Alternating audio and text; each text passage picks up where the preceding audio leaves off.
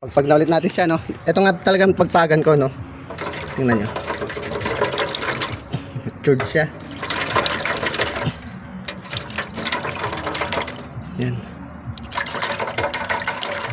Pagpagan time na naman tayo. Ayun, no? Si Rosana to.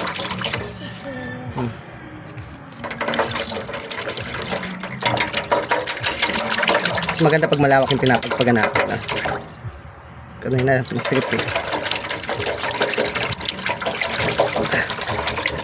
Ayun, hindi na lang siya, oh. Mabilis sila bumitaw pag matured na.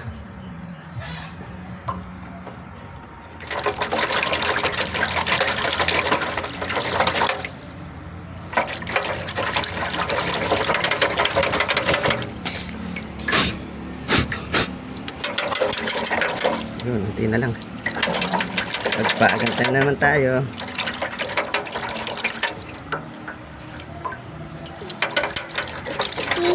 Yan.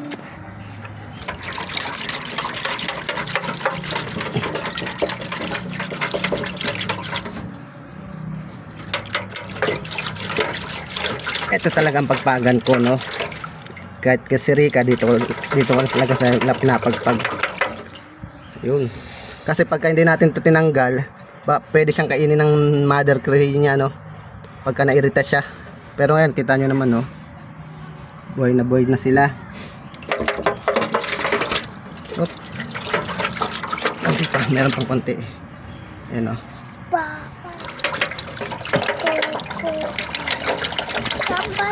Oh, wait lang, magsasamba na nga tayo. Gusto ko lang ito. Naliligo pa si Kuya mo.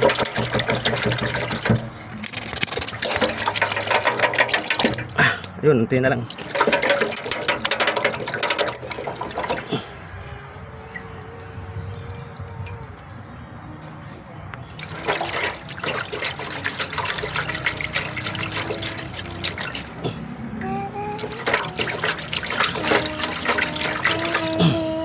Yun, unti na lang. Yun, unti na lang. Ito na lang siya. Bitaw na kayo. Bitaw na kayo sa tiyan.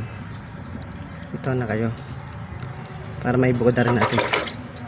Yun. Bitaw na. Yun, nagalaw-galaw pa sila. Yun, bitaw na sila.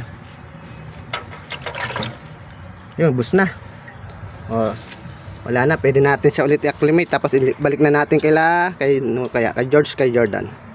Baala na, kahit kanino.